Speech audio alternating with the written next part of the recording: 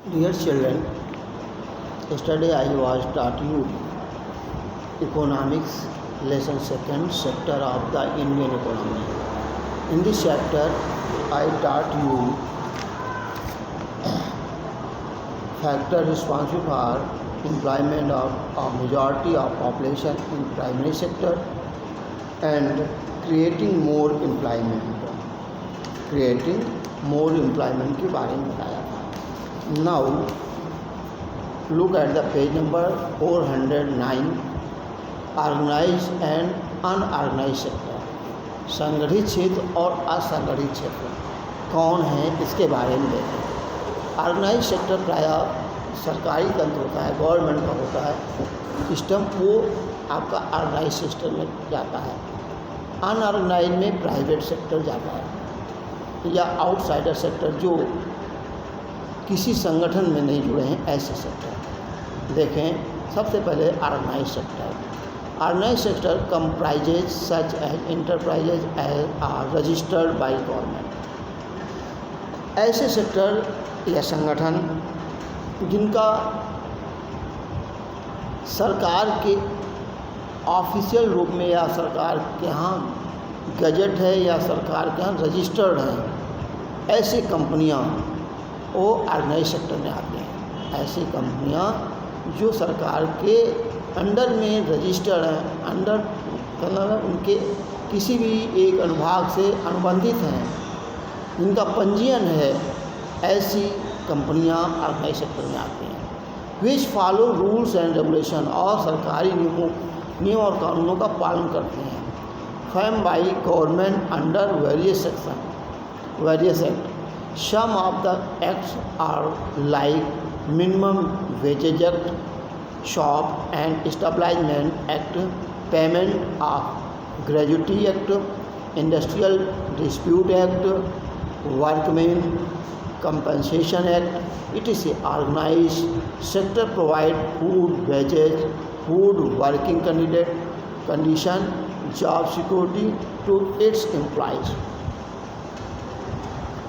आपके सामने हमने बताया जो कंपनियां सरकार के यहाँ रजिस्टर्ड हैं, न्यूनतम मजदूरी नियम लागू है और ग्रेजुटी करती है, और कोई डिस्प्यूट मामला होता है उसके अधीन कार्रवाई की जाती है. वर्कमैन कंपनसेशन, और कुछ शर्तों पर कर्मचारियों को छूट भी दी जाती है. ऐसे ऑर्गेनाइज सेक्टर कहलाते हैं. Unorganise sector comprises enterprises which do not follow the rules and regulation. सबसे पहला है अनऑर्गेनाइज में सरकार के नियम और कानून को नहीं मानते हैं. From the government unorganise sector exploited workers. ऐसे सेक्टरों में व्यक्तियों का शोषण होता है.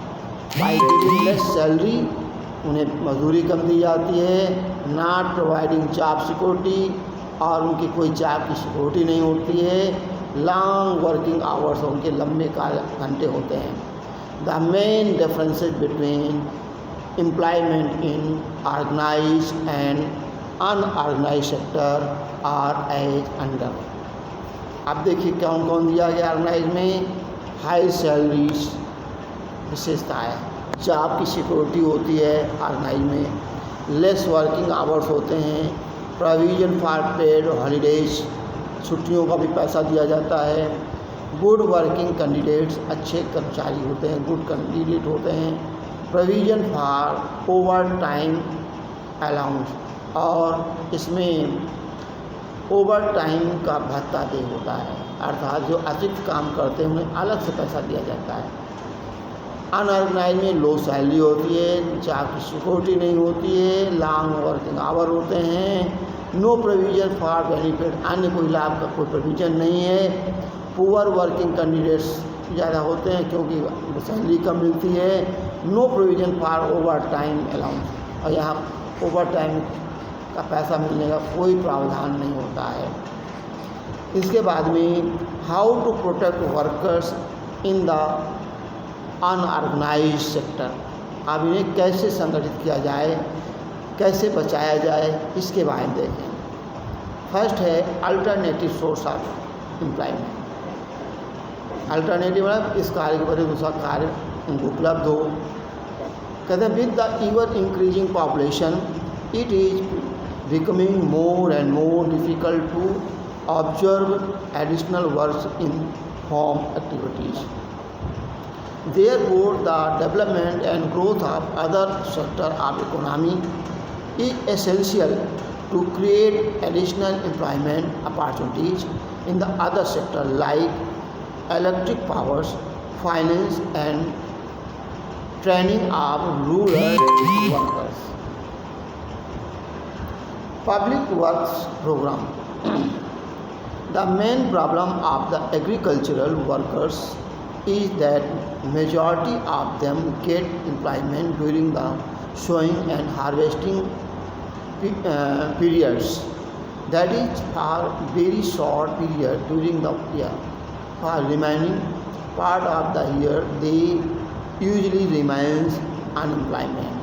For utilizing this period of economic inactiveness, it is necessary to organize the public work program like construction of roads, school building, digging of irrigation canal, etc. This step would provide employment to the rural workers throughout the year. Social security.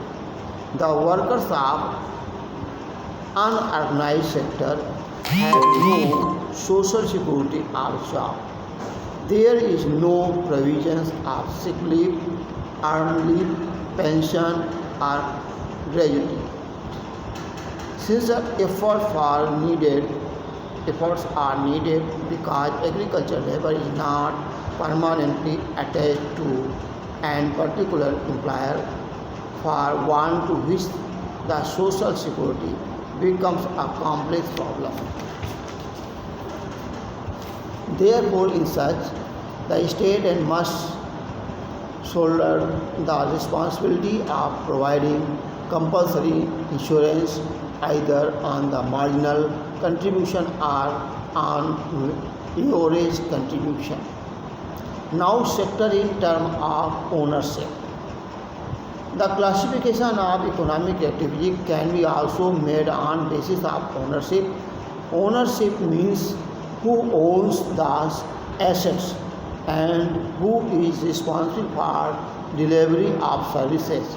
On the basis of ownership, there are two sectors of the economy, that is public sector and private sector.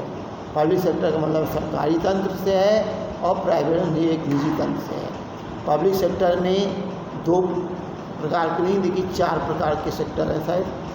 देखिए public sector, in the public sector the government owns most of the assets and provides all services. This is the reason why it is also called the state sector or government sector. Public sector को government sector भी कहते हैं। Private sector, in the private sector ownership of the assets and delivery of the services in the hands of the individual or private companies, निजी हाथों में होता है इनका काम। Both of the above sector are involved in carrying on major activities of the economy, except some activities or sphere of the activity are open to either of them. Areas of public sector and private sector. देखिए areas क्या है? The public sector predominates in certain areas like mining, power organization, health, transport, education, etc., which belong to the infrastructure development or core activities. इन्हें core activities कहा जाता है क्योंकि हमारे development के बेस होते हैं, मेन आधार होते हैं। Area of private sector, the private sector predominates in agriculture and allied activities, manufacturing of goods, manufacturing industries, trade, hotel, etc. Both sectors are seen in almost all fields. Example of private sector entities are Hindustan Unilever, Bajaj auto, Tata iron and steel company limited, Indian hotels company limited. Profit motive of various sector, इन दोनों का उद्देश्य होता है अधिक से अधिक लाभ पाना। तो प्राइवेट सेक्टर में क्या होता है? Private sector activities are concern centered around profit motive and the service of secondary importance. Public sector are determining the consideration of social welfare and providing basic amenities for people. Here profit motive are of secondary importance. देखिए, private sector का मुख्य उद्देश्य होता है लाभ कमाना, सेवाएं तो बाद की बात होती है, और पब्लिक सेक्टर में वेलफेयर अर्थात लोक कल्याण का कार्य किया जाता है, और सेवाएं तो बाद की बात है। लाभ कमाना इसमें विशेष उद्देश्य नहीं होता है, लोगों का कल्याण करना होता है। अब रोल ऑफ गवर्नमेंट इन्वेस्टमेंट क्या है, ये कल पढ़ाएंगे। थैंक्स।